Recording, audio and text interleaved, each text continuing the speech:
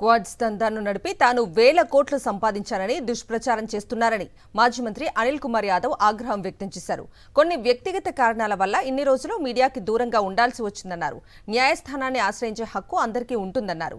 మాజీ మంత్రి కాకానికి న్యాయస్థానం మీద గౌరవం ఉందన్నారు. గత వైఎస్ఆర్సీపీ ప్రభుత్వం ఇల్లీగల్ మైన్స్ మీద 255 కోట్లు ఫైన్ విధించిందని, దీనిని వసూలు చేయాల్సిన బాధ్యత కూటమి ప్రభుత్వంపై ఉందన్నారు.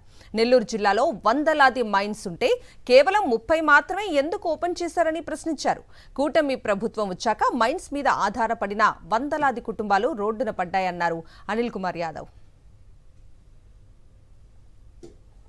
ఇవన్నీ కూడా రికార్డెడ్ ఎవిడెన్స్. ఈరోజు నేను ఓపెన్ గా చెప్తున్నా, దీనికి సమాధానం చెప్పాల్సిన వ్యక్తి ఒక ప్రజాప్రతినిధిగా ఉన్న వేమిరెడ్డి ప్రభాకర్ రెడ్డి గారు చెప్పాలి. ఆయన సమాధానం చెప్పడా?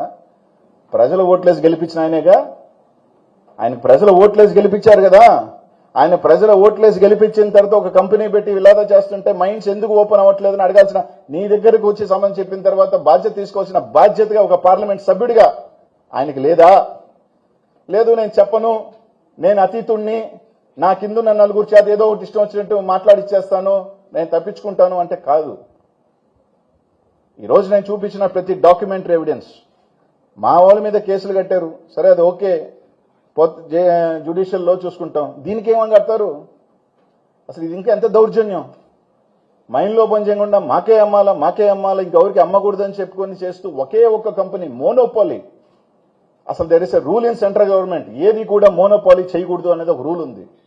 ఈరోజు మోనోపాలీ ఒక ఎంపీగా మీ స్థాయిలో మీరు చేస్తుంటే వేలాది మందికి పని ఉపాధి లేకుండా అల్లాడుతుంటే, ఇది నేను చెప్పే మాట కాదన్నా. ఇక్కడున్నా మీరు ఎవరైనా అనిల్ ఒక అబద్ధం చెప్తున్నాడని కాదు, మీరే వెళ్ళండి సైదాపురం అన్నా, అప్పుడు మేము బాగున్నామా అన్నారు. ఎస్, 10 మందిలో ఒకరో ఇద్దరు ఉంటారు, కానీ 80% మంది బాగున్నారా, సంతోషంగా ఉన్నారా ప్రాంతంలో? ఇప్పుడు ఎలా ఉన్నారు? పార్టీలకు అతీతంగా అప్పటికి ఇప్పటికి పోయి కనుక్కోండి. మేము అడిగేది ఒకటే, ఆ మైన్లు ఓపెన్ చేయండి, ఆ మైన్లు ఓపెన్ చేయండి. జింపెక్స్ మైన్ 3 రోజుల క్రితం ఓపెన్ చేశారు. 50 సంవత్సరాల చరిత్ర కలిగిన మైనింగ్ కంపెనీ 3 రోజుల క్రితం ఓపెన్ చేశారు.